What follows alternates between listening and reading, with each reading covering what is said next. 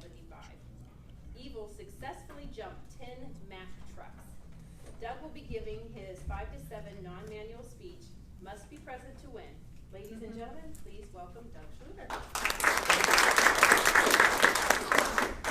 Madam Toastmasters, fellow Toastmasters, guests, who has heard of the term, must be present to win?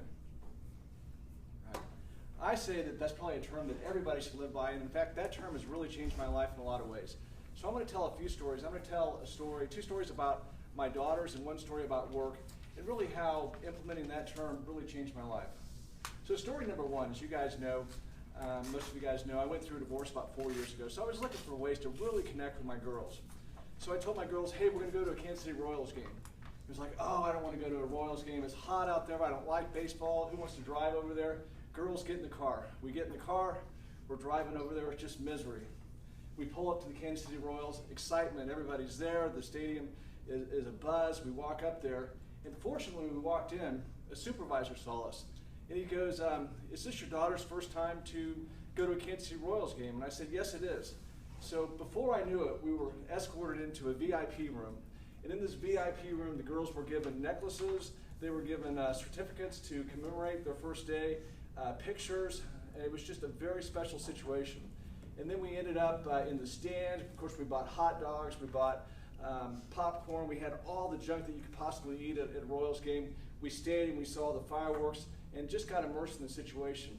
So from that one special day, my oldest daughter, Grace, who some of you met at the party the other night, is just immersed in the Kansas City Royals. My youngest daughter, Maddie, is somewhat immersed in it. So the point is that never would have happened without the philosophy of must be present to win. Now the second story also deals with my daughters.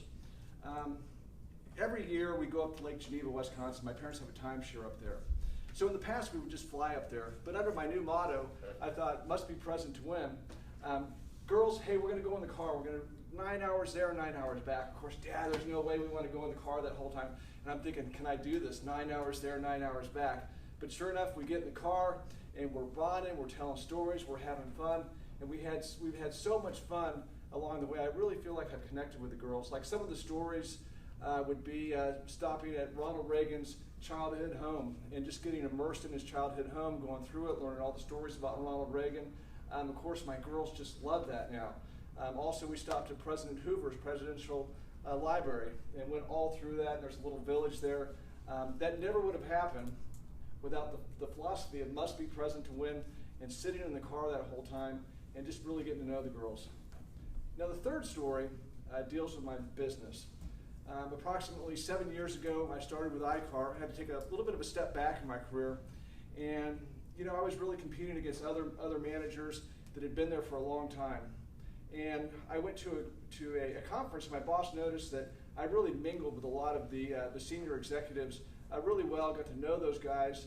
So after a year, he promoted me over the other guys. And of course, I was getting a lot of friction and so forth from the other guys in a good way. But I made the most of that situation, and really almost every single week from that period of time, there's been a few weeks that I've missed. I've gone somewhere in the country to visit with these guys. Obviously, I know you're going to laugh here, playing golf, having lunch, having breakfast, having dinners, but truly getting immersed with these relationships. And it all has to do with must be present to win. So what I want to inspire you guys to think about is to really, if you want to add some meaning in your life, get immersed in that situation, must be present to win. So let's reflect back. Story number 1 was the Kansas City Royals. You know, I took my girls to the Royals game and just really enjoyed all aspects of it. Story number 2, that dealt with going to Lake Geneva, Wisconsin, and all the friction that I was getting in the car from the girls. Oh, I don't want to go, I don't want to go. But during that time, we really, really connected.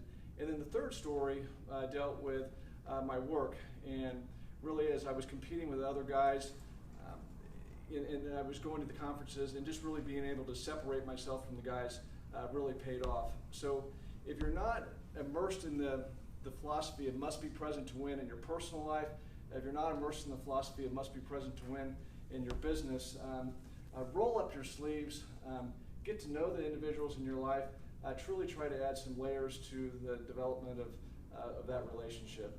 So I inspire all of you guys to to do that, and it's really not that hard. You just have to put a little bit of effort into it and roll your sleeves up and do some travel with that. So again, we're looking back at the 3 trips that I did, and and that's all so important.